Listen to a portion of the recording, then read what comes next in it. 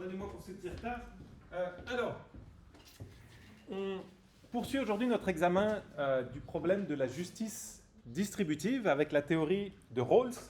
Je vais finir de vous présenter la théorie de Rawls. On a à peu près fini la dernière fois et puis on va voir ensuite un certain nombre de difficultés, d'objections à Rawls qui viennent aussi bien du côté plutôt gauche de l'échiquier politique, de ceux qui pensent que Rawls ne redistribue pas assez, et d'autres qui viennent du côté plutôt droite de l'échiquier politique, qui pensent que Rawls redistribue trop, et puis d'autres types d'objections qui sont plus difficiles à situer politiquement. Juste pour vous dire la suite du programme, on a encore 2 séances sur la justice distributive, et puis il nous restera les 2 dernières séances où on fera une séance sur le conservatisme et une dernière séance sur les politiques de l'identité. C'est un peu le sprint pour arriver au bout, mais voilà, je vais au moins terminer les 4 idéologies que je vous ai annoncées, et je pense qu'en 2 séances sur la justice distributive, on arrivera à voir les points centraux. Alors, Rawls, on a vu la dernière fois, il se pose la question de savoir quels sont les principes d'une société juste. Et pour découvrir ces principes, il fait une expérience de pensée qu'on appelle la situation originelle. Vous vous imaginez être derrière un voile d'ignorance. Qu'est-ce que c'est qu'un voile d'ignorance ? C'est une situation dans laquelle vous ignorez la place que vous occuperez dans la société dont vous devez dessiner les principes de justice. Vous ignorez vos propres capacités et dons naturels. Vous ignorez vos préférences, vos conceptions du bien. Vous ne savez pas si vous serez chrétien, musulman, juif, athée, peu importe. Vous ne savez pas si vous serez orienté politiquement d'une manière plutôt que d'une autre, quel type de morale vous préférez, etc. Vous ignorez tout ça. Et par ailleurs, vous êtes rationnel. Rationnel dans le sens où vous savez poursuivre vos intérêts, vous savez employer les bons moyens pour atteindre vos buts. D'accord ? Vous ne savez juste pas où vous allez atterrir. Okay ? Alors, d'après Rawls, quand vous êtes dans cette situation-là, même si vous raisonnez de manière égoïste, vous allez arriver à raisonner de la même façon que si vous étiez quelqu'un qui était animé par la bienveillance universelle. Pourquoi ? Parce que vous ne pouvez pas vous dire « je vais défendre mon bout de gras dans la société à venir » parce que vous ne savez pas si vous allez finir à un endroit plutôt qu'à un autre. D'accord ? Donc si jamais vous avez envie de dire ce qu'il faut vraiment dans la société à venir, j'ai de fortes chances d'être journaliste et il faut que les journalistes soient très bien payés, vous ne pouvez pas dire ça parce que vous n'avez aucune idée de savoir si vous avez de fortes chances d'être journaliste. D'accord ? Donc vous ne pouvez pas essayer de privilégier la position dans laquelle vous allez terminer. Donc ça, c'est le voile d'ignorance, la position originelle, et nous on est en train de délibérer maintenant, on ignore où est-ce qu'on va être, si on va être un homme, une femme, vieux, jeune, handicapé, en bonne santé, tout ça on ignore, et on discute entre nous, ces espèces d'êtres idéaux, pour savoir qu'est-ce que c'est quel principe de justice on devrait adopter. Okay ? Donc vous voyez que la fonction du voile d'ignorance, c'est en quelque sorte d'annuler le fait qu'on puisse faire valoir nos intérêts plutôt que d'autres intérêts. Okay ? On reste égoïste, ça c'est la beauté de la chose, on reste égoïste en un sens, on poursuit nos intérêts, mais comme on ne les connaît pas, on ne peut pas les mettre en avant au détriment des autres. Donc ça c'est l'expérience de pensée de Rawls. Sur la base de cette expérience de pensée, Rawls dit, on va forcément aboutir, si on réfléchit convenablement dans cette situation, à un certain nombre de principes de justice qui sont reflétés dans ce que Rawls appelle la justice comme équité. Et voici les principes selon Rawls, que je vous rappelle ici, qui seront choisis dans la position originelle. Attends, je vais aller directement sur la diapo où j'ai mis l'ordre de priorité entre les principes. Voilà. Premier principe qu'on va choisir, si on raisonne derrière ce voile d'ignorance, le principe de liberté. C'est le principe qui nous dit que chaque individu a un droit égal aux libertés de base, liberté de parole, de pensée, de réunion, protection de l'intégrité de la personne, liberté d'aller et de venir, droit de vote, liberté de la presse, droit à un procès équitable. On va voir qu'il y a un petit problème avec, et je vous l'ai déjà mentionné, est-ce que ça inclut les droits de propriété, la liberté de contracter Rawls va dire droit de propriété un peu, liberté de contracter non. Là-dessus, il va y avoir un débat avec les libéraux. Ça, c'est le premier principe de justice. Deuxième principe de justice, il est double, c'est celui que Rawls appelle le principe d'égalité.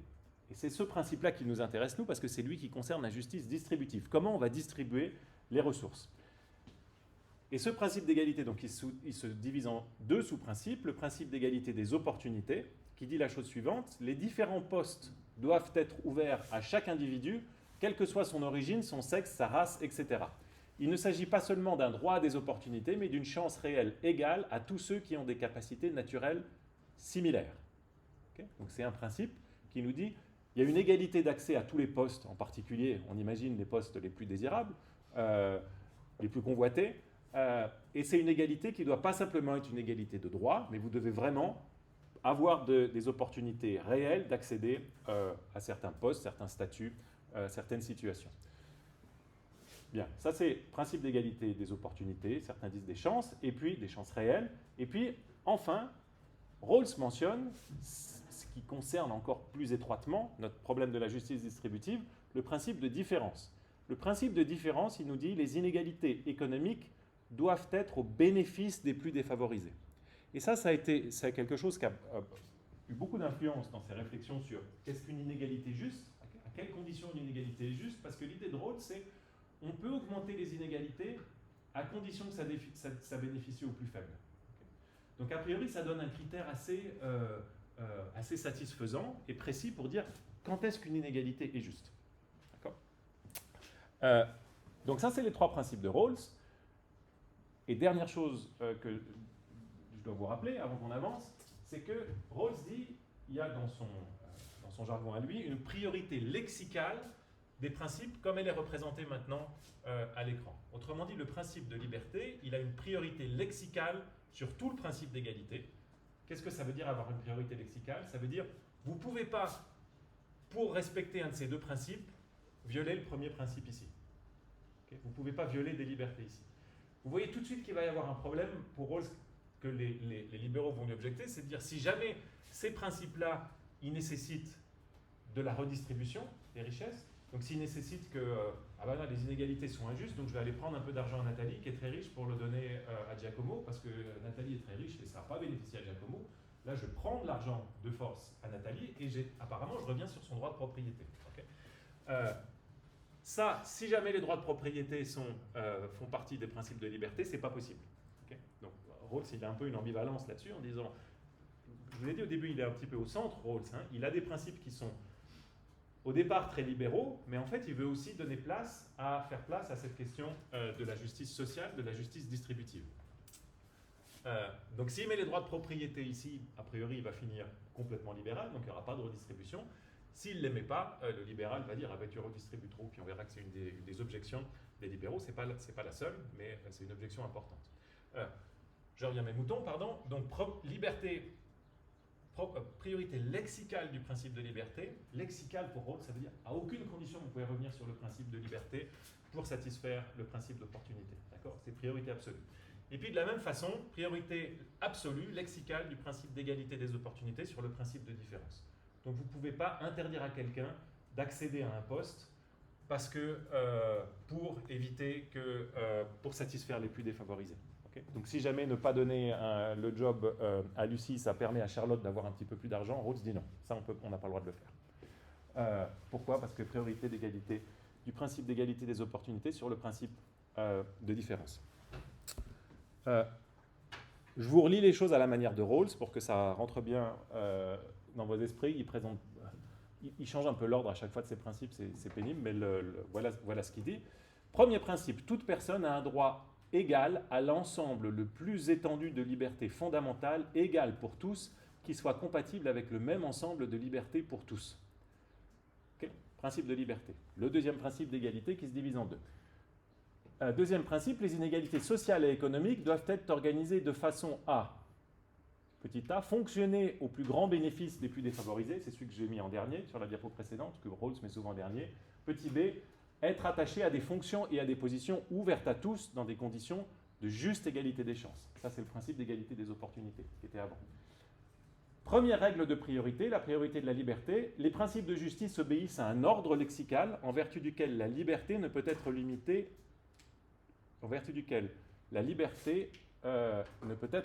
qu'au nom de la liberté. Qu'est-ce que j'ai mis là? L'égalité ne peut être limitée qu'au nom de la liberté. Il faut que je reprenne ça. Seconde règle de priorité, la juste égalité des chances est antérieure au principe de différence. Okay. Donc les deux derniers principes que vous avez, celle-ci, si vous voulez, elle a une priorité, ce principe-là a une priorité sur celui-là. Est-ce qu'on est au clair maintenant sur la théorie positive de Rawls, sur comment on arrive à ces principes et sur la nature de ces deux principes, en fait trois principes si on découpe le deuxième en deux? Ça va pour tout le monde? Ouais.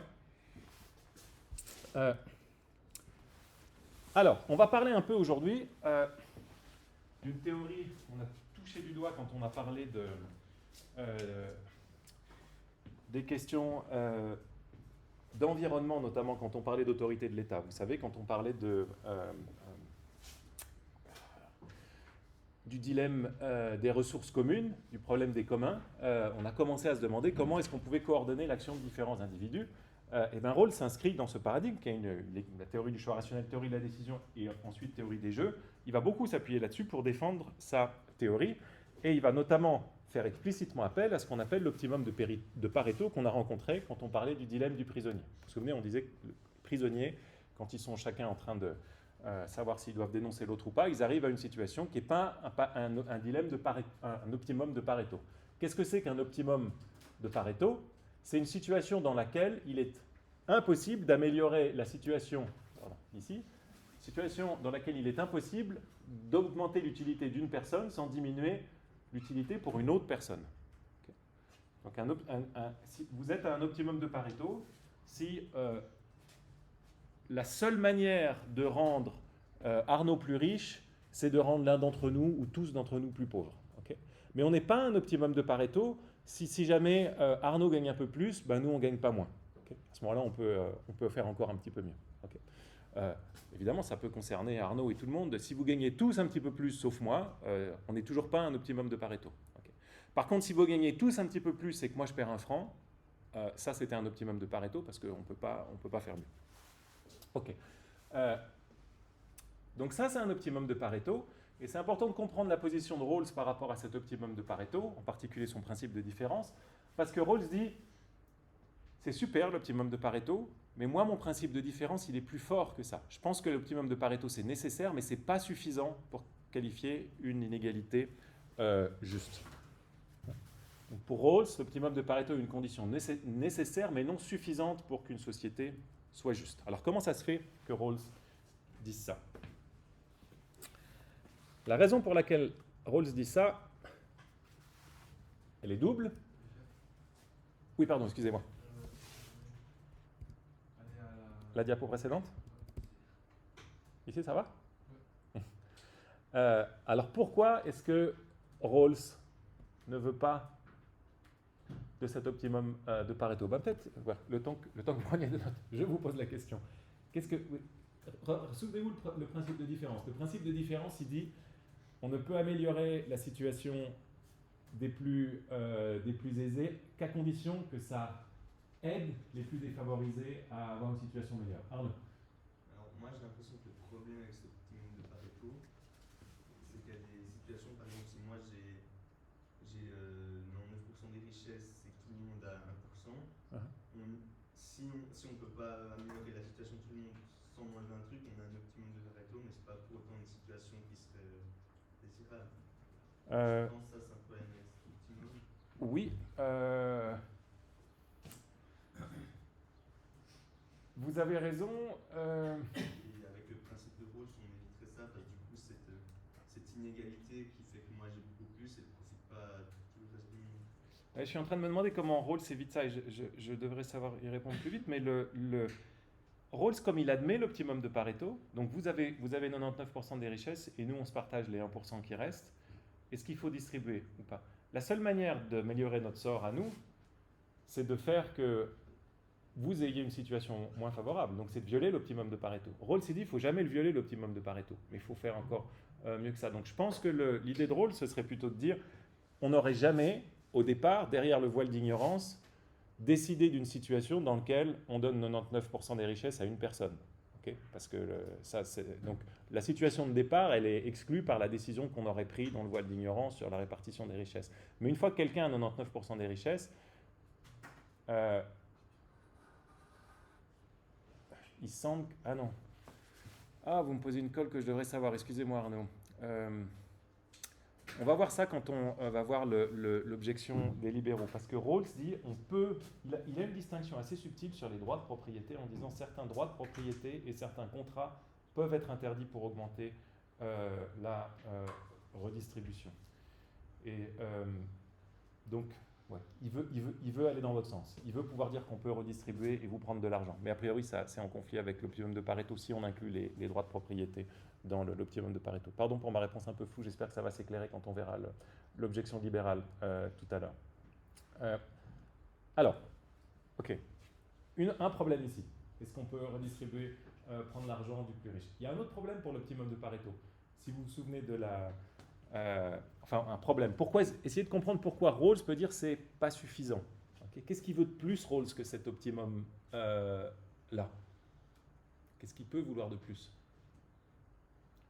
Son principe de différence, c'est on ne peut augmenter, donc c'est un principe dynamique, hein, c'est pour ça que je suis embarrassé pour répondre à Arnaud, c'est un principe, on part d'une situation, à quelles conditions, à partir de cette situation, on peut augmenter les inégalités. Donc on part d'une situation quelconque, on peut augmenter les inégalités qu'à condition que ça bénéficie aux plus faibles. Si vous regardez bien l'optimum de Pareto, il ne vous assure pas que l'augmentation des inégalités, ça va bénéficier aux plus faibles. Donc si je donne...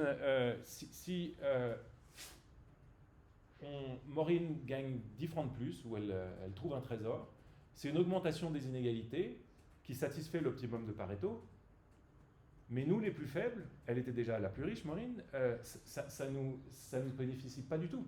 D'accord ? Donc il y a une augmentation des inégalités qui ne nuit pas aux plus faibles, ça c'est Pareto, Pareto dit bravo, mais Rawls dit il ne faut pas simplement que ça ne nuise pas aux plus faibles, il faut qu'en plus que ça bénéficie aux plus faibles. Okay ? Donc, autrement dit, cette évolution-là, elle est OK pour Pareto, mais elle n'est pas pour Rawls. Pour Rawls, il faut toujours que l'évolution elle soit comme ça. Okay ? Il faut toujours que le plus bas, il augmente un petit peu. Ça, c'est la première chose. Et la deuxième chose, pardon, je vais sur la diapo suivante maintenant. L'optimisation parétienne permet que les riches s'enrichissent tant que les pauvres ne s'appauvrissent pas, tandis que le principe de différence n'autorise pas que les riches s'enrichissent. Pardon. Le principe de différence n'autorise que les riches s'enrichissent que si cela contribue à améliorer la situation des plus défavorisés. Okay, ça, c'est la première différence. L'amélioration du sort des plus défavorisés sans détérioration ni amélioration du sort des plus... L'amélioration du sort des plus favorisés sans détérioration ni amélioration du sort des plus défavorisés est permise par le principe de Pareto, qu'on appelle le principe d'efficacité, mais elle est proscrite par le principe de différence. Et puis la deuxième différence, c'est que dans l'optimum de Pareto, on dit juste quels sont les changements qui sont permis. Tandis que Rawls, il a une condition supplémentaire avec son principe de différence. Il dit qu'il faut que l'augmentation des inégalités, elle conduise, elle soutienne, elle explique l'amélioration du sort des plus forts. Okay ? Donc ce n'est pas juste qu'il y a une corrélation entre il y a les uns qui s'enrichissent puis les autres qui s'enrichissent un peu moins. C'est il faut en plus qu'il y ait ceux qui s'enrichissent un peu parce que les autres s'enrichissent beaucoup.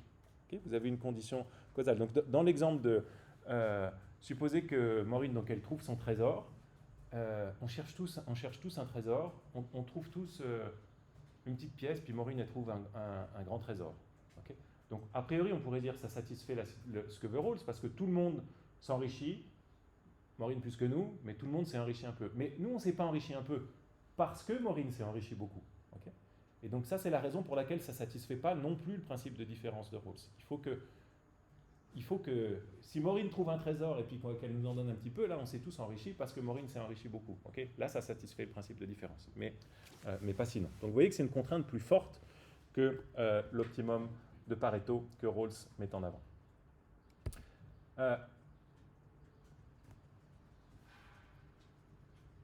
Bien, alors j'approche de la fin de la présentation de la théorie de Rawls avant qu'on passe aux critiques. Question qui nous reste à traiter, pourquoi est-ce qu'on devrait choisir ces principes? Donc ils ont l'air de tomber du chapeau, un peu ces trois principes de Rawls. Pourquoi est-ce que d'après lui, derrière le voile d'ignorance, on choisirait ces principes? Souvenez-vous que dans la situation originelle, on ne connaît pas la probabilité qu'on soit dans telle ou telle situation. Donc Arnaud n'a aucune raison de penser qu'il sera plutôt guitariste qu'ébéniste ou que danseuse étoile. Il ne peut pas savoir. D'accord ? Si vous pensez, il ne peut pas savoir qu'il est danseuse étoile, qu'il ne peut pas être danseuse étoile, parce que même si vous pensez qu'une danseuse étoile c'est forcément une femme et que Arnaud c'est un homme, il ne sait pas si ce sera un homme ou une femme, Arnaud. Souvenez-vous, donc vous ne pouvez même pas ce genre derrière la situation, derrière le voile originel, vous ne savez pas, y compris votre sexe. Donc Arnaud, c'est pas ça derrière dans la situation originale, derrière le voile d'ignorance. Et donc, dit Rawls, il faut agir quand on ne sait pas, de manière à minimiser les risques. Okay, on ne sait pas la probabilité qu'on arrive quelque part. Si ça se trouve, on va être dans la situation la pire. Okay, donc si ça se trouve, Arnaud, il va être une mauvaise danseuse étoile au chômage. Et donc, il a intérêt à anticiper, dit Rawls, de dire, si jamais c'est là-dedans que je me retrouve, il faut que je fasse en sorte que être une mauvaise danseuse étoile au chômage, ce soit une situation qui soit à peu près supportable. Okay. Donc, l'idée de Rawls, c'est, étant donné qu'on a un risque de finir chez les plus défavorisés, on a intérêt de définir des principes de justice qui vont profiter aux plus défavorisés. Okay. Ça, c'est notre motivation égoïste derrière le voile d'ignorance pour prendre en compte les plus défavorisés. Alors, pour justifier ça, je vous ai dit que Rawls fait substantiellement appel à la théorie de la décision, et on va rapidement voir en 4 diapos la théorie de la décision. C'est évidemment un grand résumé, mais c'est utile pour comprendre Rawls et ça va être utile pour comprendre un certain nombre d'objections à Rawls. Qu'est-ce que c'est que la théorie de la décision?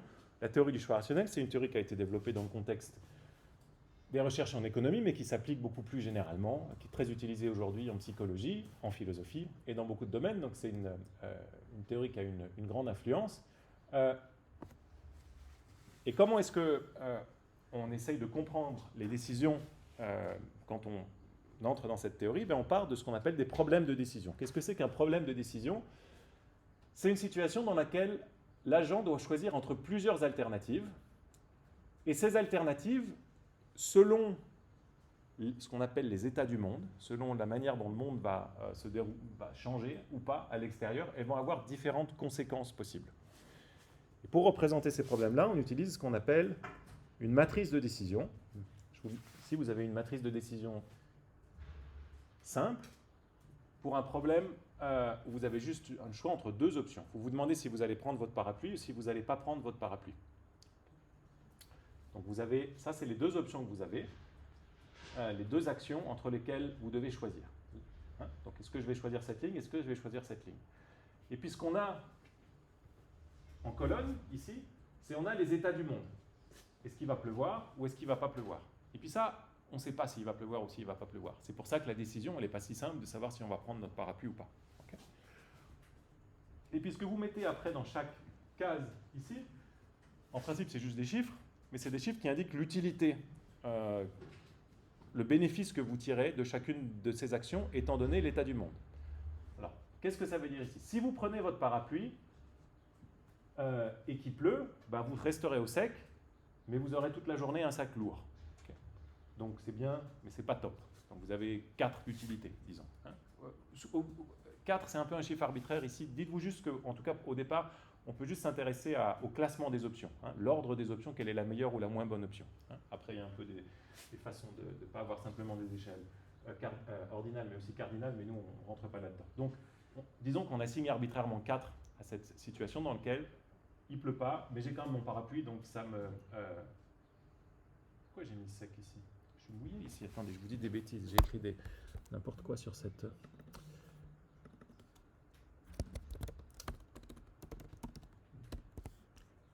Et vous...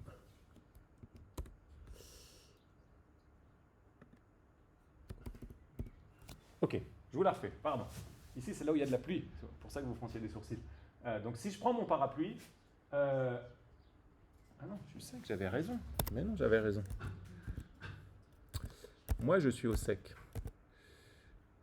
Voilà, très bien. Pardon, je m'embrouille les pinceaux tout seul. Donc, vous prenez votre parapluie, vous restez au sec grâce à votre parapluie, mais votre sac est lourd.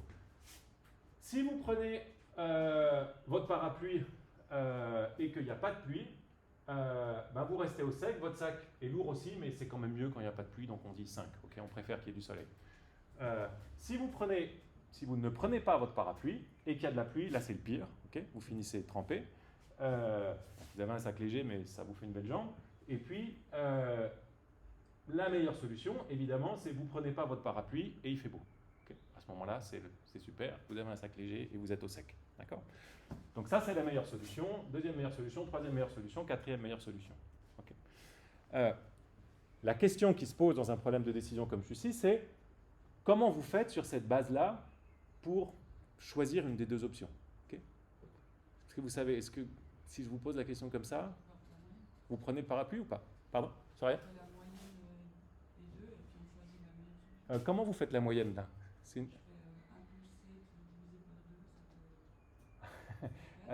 Ouais. Alors c'est pas mal, mais quand vous faites ça, vous faites une hypothèse tacite ici, qui est qu'il y a la même probabilité qu'il pleuve ou qu'il ne pleuve pas. Mais supposez que vous ayez regardé la météo et que la météo vous dise il y a 90% de chances qu'il ne pleuve pas, vous n'allez pas vraiment faire la moyenne ici. Il va falloir prendre en compte les probabilités des états du monde. D'accord ? Mais vous allez dans la bonne direction, c'est exactement une des solutions, c'est la solution qu'on appelle la maximisation de l'utilité espérée. Et c'est la solution qu'on va appliquer quand on connaît les états du monde, quand on connaît la probabilité des états du monde. Pardon. Okay, donc si vous savez qu'il y a 20% de chances qu'il pleuve et 80% de chances qu'il ne pleuve pas, vous allez faire, comme disait Soraya, la moyenne, mais simplement dans la moyenne, vous allez prendre en compte ces probabilités. Okay. Comment vous allez faire ça? Eh bien, tout simplement, je vous passe ça pour l'instant. Ça, c'est la moyenne pondérée. Hein. Vous allez dire l'utilité de prendre mon parapluie, c'est 4 multiplié par 20%, plus 5 multiplié par 80%, puis ça vous donne 4,8. 4,8 édons, on dit parfois. Édons pour hédonique, petites unités de plaisir. Okay, satisfaction, d'utilité. Et puis, quelle est l'utilité de ne pas prendre votre parapluie? Ben, vous allez faire 1 fois 0,2 plus 7 fois 0,8. Puis là, vous arrivez à 5,8. Okay. Qu'est-ce que vous choisissez? Ben là, vous maximisez votre utilité, vos petits édons. Vous dites là, j'ai plus de chances en moyenne d'avoir une bonne satisfaction. Hein, ça, c'est ce qu'on appelle la maximisation de l'utilité espérée. C'est quelque chose qui remonte pour ceux qui ont suivi le cours de Robin Bianchi sur Bentham et Mill. C'est typiquement le genre de calcul utilitariste qui a influencé ensuite toute l'économie. D'accord ? On essaye de maximiser notre utilité dans le futur en pondérant ici les probabilités avec les états du monde. Alors ça, c'est très bien, c'est très joli, c'est la théorie de la décision comme elle marche dans les situations idéales. Mais souvenez-vous que pour Rawls, quand vous êtes dans le voile d'ignorance, derrière le voile d'ignorance, vous n'avez aucune idée de la probabilité que vous soyez un homme, une femme, une danseuse étoile ou un chercheur d'or. Okay ? Tout ça, vous ne savez pas du tout. Donc, vous ne connaissez pas ces probabilités ici. Donc ça, c'est ce qu'on appelle, quand on ne connaît pas les probabilités, je reviens à la diapo précédente, une décision en contexte d'incertitude. Okay ? Vous vous demandez, et ça arrive souvent, vous n'avez aucune idée du temps qu'il fera. Vous prenez l'avion demain pour aller à, je ne sais pas quoi, Stockholm. Aucune idée du temps qu'il fera à Stockholm maintenant. Vous vous demandez si vous devez prendre votre parapluie ou pas prendre votre parapluie. Et vous n'avez pas d'indication. Comment vous faites pour décider dans ces cas-là? Est-ce que là, vous avez une idée de savoir? Donc, on ne peut pas faire, à première vue, la moyenne, comme vous disiez. Qu'est-ce qu'on peut faire d'autre dans ces cas-là? Ouais. Uh-huh. Donc, se préparer au pire pour être paré à tout l'événement. Très bien. Et ben ça, c'est exactement, vous êtes rawlsienne sans le savoir, c'est exactement ce que dit Rawls. Rawls dit, quand c'est comme ça, on évite le pire. Okay, si ça se trouve, il va pleuvoir, il y a une situation dans laquelle je ne veux pas me retrouver, c'est être sous la pluie sans parapluie. Okay, en plus, à Stockholm, où il fait froid, donc là, c'est sûr, je prends mon parapluie, tant pis. Okay, donc, on regarde parmi les deux options, celle qui donne le résultat le pire, et puis on prend l'autre. Okay. Donc on ne prend pas ça. On ne prend pas l'option de ne pas prendre son parapluie, autrement dit, on prend son parapluie. Et ça, c'est ce que vous avez ici. Vous choisissez d'utiliser un principe qu'on appelle le maximin. On maximise la pire des solutions, la solution minimale. On choisit la solution dont le plus mauvais résultat est le meilleur. Autrement dit, on évite le pire. Okay. Donc, dans cette situation-là, je vous le remets, on choisit de prendre son parapluie pour ne pas se retrouver dans la situation la pire. Ok, donc ça, c'était la théorie de la décision en 4 coups de cuillère à peau. Est-ce que jusqu'ici, c'est clair? Donc ça, c'est ce que Rawls dit maintenant. Il dit, quand on est derrière le voile d'ignorance, on utilise ce principe, le maximin. Okay, on veut éviter la situation la pire. Arnaud se dit, je ne veux pas être la danseuse étoile au chômage, donc il faut que je fasse attention que mes principes de justice soient favorables aux plus défavorisés. Hein, ça, c'est le raisonnement général de Rawls. Ça va pour tout le monde, ça? Ouais. Bien, on revient à Rawls. Alors, Rawls dit quand on est derrière le voile d'ignorance, ben on applique ce principe de maximine. Donc il faut choisir les principes de justice dans lesquels la situation la plus défavorisée est la meilleure. Et c'est ça qui permet de retenir le principe de différence, donc le troisième des principes en particulier. Bien.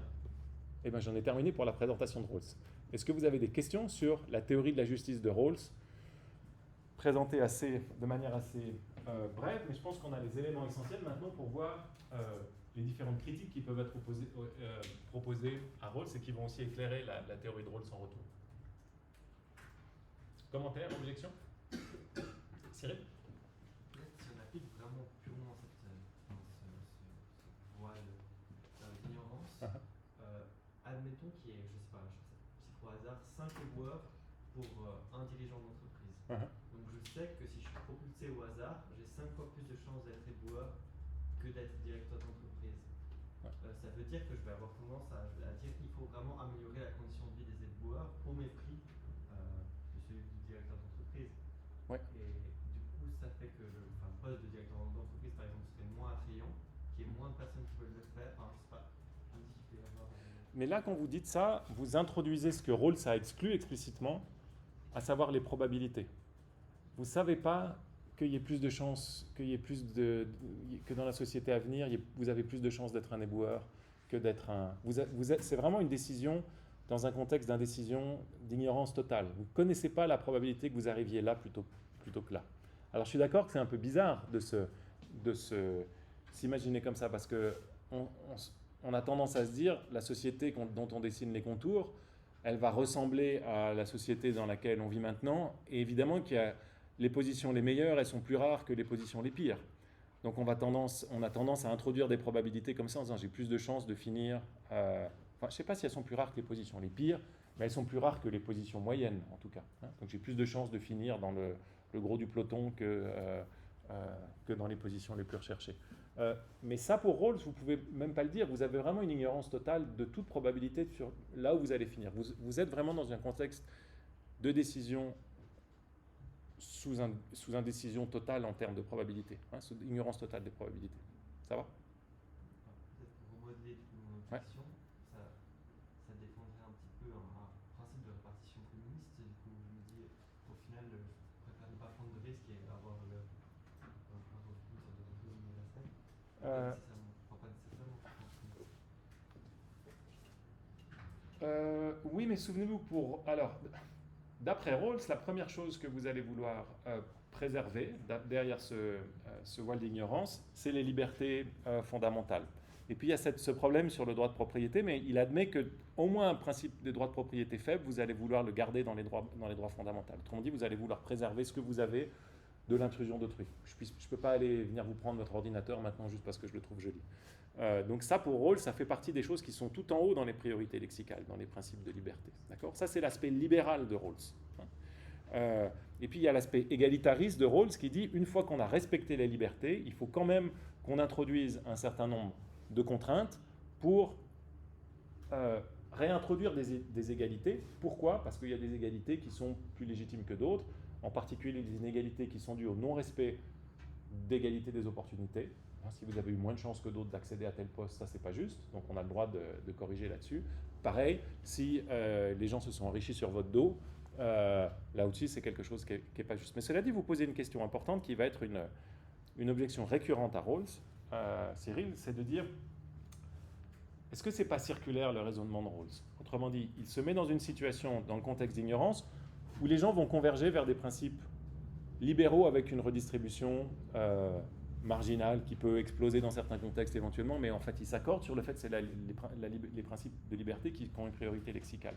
Mais certains ont dit à Rawls, écoute, moi je suis marxiste, ou moi je suis anarchiste, si je suis derrière le principe de ton voile d'ignorance, moi je ne vois pas pourquoi je choisirais ces principes-là. Rawls dit, vous ne pouvez pas connaître vos options politiques, mais eux disent, mais mes options politiques, moi je pense que c'est l'option rationnelle, je pense que c'est la chose à faire derrière le voile d'ignorance, que de choisir l'anarchie, que de choisir le marxisme, que de choisir, pour Rawls, la social-démocratie. Mais en fait, il y a une question de savoir est-ce qu'il n'est pas un petit peu en train d'éviter le problème, à dire que ça, c'est la solution qu'on adopterait ici. Hein. Alors, ça, c'est la suspicion qui plane, mais il ne faut pas oublier son argument, qui est l'argument du Maximin, qui est de dire, quand on a plusieurs options possibles, on va éviter la pire, et ça nous conduit, d'après lui, à ces principes, en tout cas au principe de différence. Alors, voyons maintenant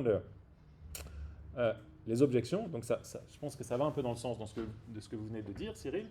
Les objections à Rawls, elles sont souvent du type, si vous étiez derrière un voile d'ignorance, eh ben, moi je choisis. J'ai trouvé sur le web. Pardonnez-moi. Si vous étiez... J'ai dû dire Cyril sans faire exprès. Si vous étiez derrière un voile d'ignorance,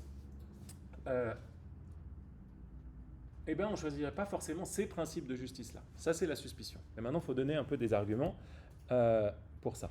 Okay. Donc, les principes de justice par Rawls, si ça c'est vrai, ils seraient incorrects. Et puis nous, on va s'intéresser ici sur le principe qui a le plus focalisé l'attention des détracteurs de Rawls en ce qui concerne la justice distributive, évidemment son principe de différence. Est-ce que c'est vrai qu'on ne peut accepter des inégalités qu'à la condition qu'elles soient à la faveur des plus défavorisés?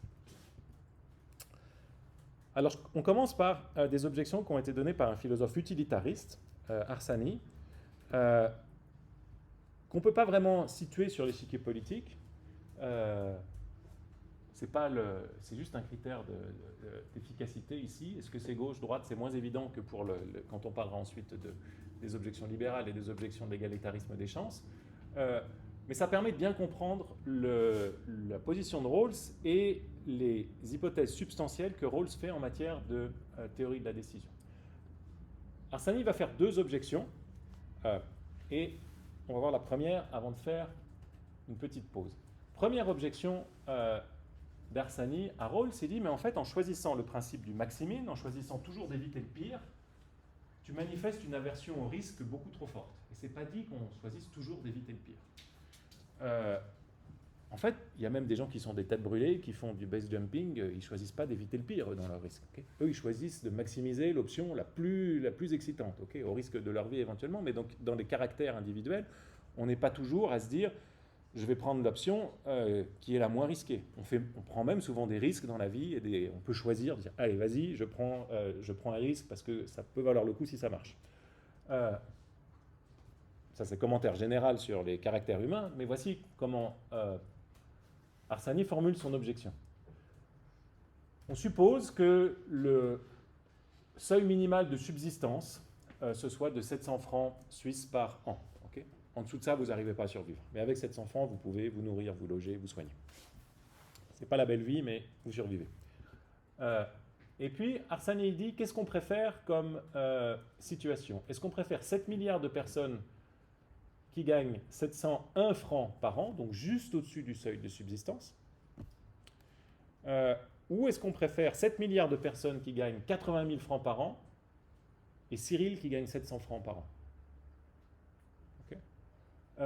Bon, évidemment, Cyril, il va peut-être préférer ça, mais on est 6 milliards 9 millions 999 à dire, ouais, mais juste pour 1 franc, tu ne vas pas nous empêcher de gagner 80 000 francs. D'accord? Donc, Harsanyi, c'est un utilitariste. Okay, il veut maximiser l'utilité espérée. Il pense que là, manifestement, c'est une société qui va mieux, même s'il y a plus d'inégalités. Dans l'ensemble, c'est mieux ça, cette situation-là, que cette situation-là. Or, il dit, Rawls ne peut pas accepter ça. Okay, Rawls ne peut pas accepter ça parce que si vous êtes là-dedans, supposez que vous partiez de cette situation-là, vous avez Dieu qui arrive et qui dise, si je prends 1 franc à Cyril et je donne 80 000 francs à tout le monde, est-ce que vous êtes d'accord? Il suffit que Cyril lève la main pour dire non, ben on ne fait pas. Et puis, voilà. On ne va pas être content pour le reste de notre vie, on va pas aimer beaucoup Cyril, mais voilà, pour Rawls, il n'y a pas de raison de quitter cette situation-là.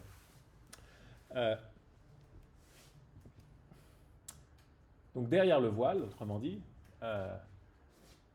Rawls dit derrière le voile, on choisirait cette répartition-là, alors que Harsanyi dit non, c'est pas vrai. Derrière le voile, on choisirait toute cette situation-là. On préférerait tous beaucoup de riches et un seul, un tout petit peu plus pauvre que l'inverse. Okay, donc ça, c'est intuition générale d'Harsanyi. Vous voyez, et l'idée, c'est Rawls est beaucoup trop prudent, dans le sens où il veut éviter le pire, mais là, le pire, c'est 700 par rapport à 701. La différence entre les deux choses, les pires est assez infime. Vous pouvez même diminuer encore, hein, vous pouvez dire 1 centime, vous voyez bien que vous changez l'exemple comme vous voulez. Puis Rawls devra toujours dire « Ah non, non, non, dès que c'est un tout petit peu plus dangereux, on n'y va pas. Dès que c'est un tout petit peu plus défavorable ou défavorisé, on n'y va pas. » Arsène dit non, ça c'est une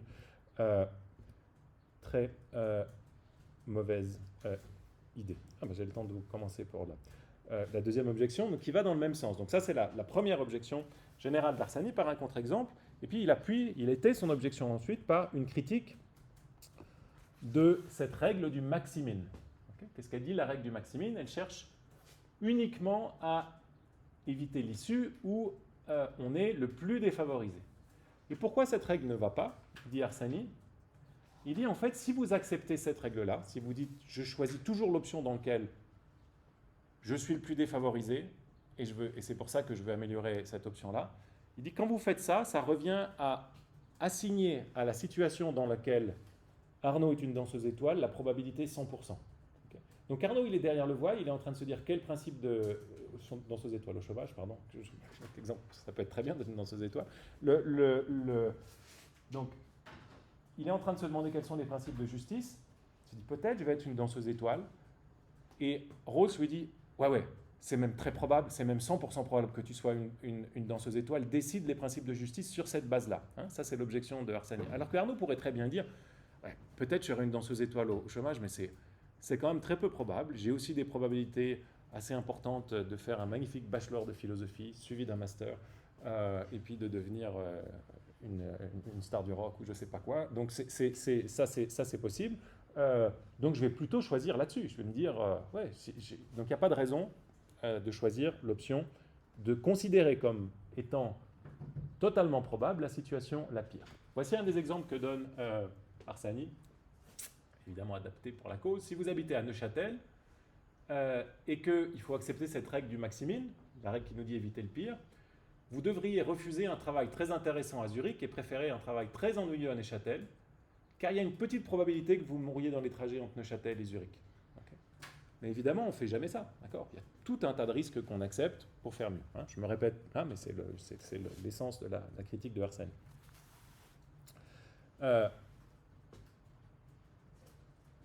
Et par comparaison, vous supposez qu'il y a une issue qui soit extrêmement positive. Derrière le voile d'ignorance, vous ne voulez pas vous priver de la chance d'obtenir ce résultat.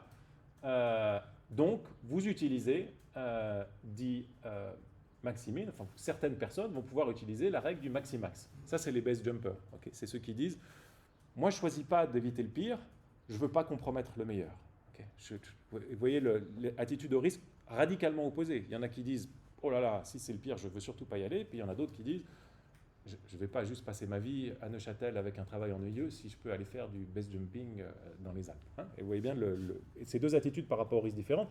Et les deux, à un certain point, on peut les comprendre. Et on peut aussi se dire, il n'y en a pas une qui est plus rationnelle que l'autre. On a même tendance à dire, décrite comme ça, que les deux sont aussi irrationnels. Donc ça, c'est la règle du maximax. Dernière diapo sur la théorie de l'utilité. Donc on est en contexte d'incertitude, on ne connaît pas les probabilités, puis les gens, donc on sait que quand on connaît les probabilités, c'est facile, on maximise l'utilité expérimentale. Ça on fait, je vous ai dit ça tout à l'heure. Quand on ne connaît pas les probabilités, qu'est-ce qu'on fait? Rawls fait l'hypothèse que c'est la règle du maximin qui marche, d'éviter le pire.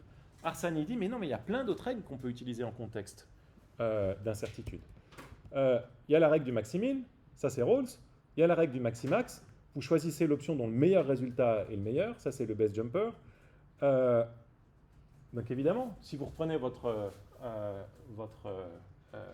table de décision ici, si vous utilisez la règle du maximin, vous allez dire « Oh là là, moi je ne veux pas me retrouver sous la pluie sans parapluie », donc vous allez prendre votre parapluie. Mais si vous êtes un jouisseur et que vous vous dites « Alors moi, il y a un truc où vraiment je suis bien, c'est quand je suis sous le soleil sans parapluie avec mon sac léger », ben, vous n'allez pas prendre votre parapluie parce que c'est ça, vous ne voulez pas compromettre la possibilité d'être dans la meilleure situation possible. D'accord ? Et la question qui se pose pour toute théorie de la décision ici, c'est de dire, mais comment vous choisissez entre ces deux règles-là? Vous avez maintenant plein de règles de décision possibles, vous pouvez choisir d'éviter le pire, vous pouvez choisir de ne pas compromettre le meilleur, puis vous en avez plein d'autres, je vous les ai listés là, vous pouvez choisir l'action dont le résultat médian est le meilleur, vous pouvez dire si deux actions ont le plus mauvais résultat, alors il faut choisir l'action dont le second plus mauvais résultat est le meilleur, et puis vous avez plein de variations comme ça. Alors, vous pouvez choisir au hasard, vous jetez un dé.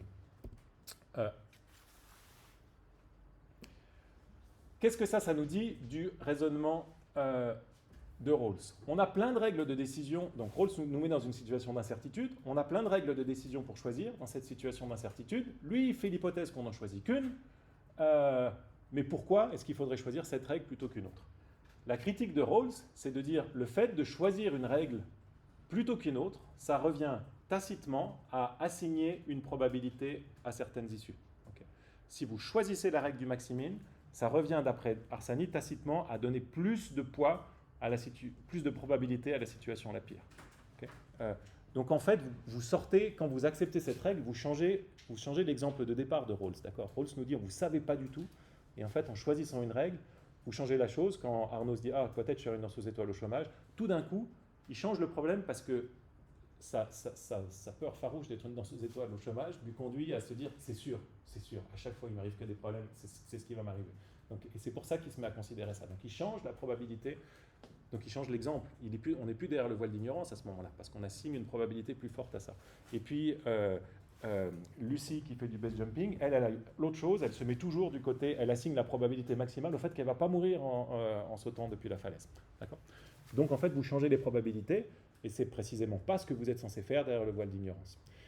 Donc on va voir comment... On fait une petite pause, parce que je sais que c'est vite assommant la théorie de la décision. Et puis on verra après, terminera l'objection d'Harsanyi après la pause pour passer à l'égalitarisme des chances. On se retrouve à écart.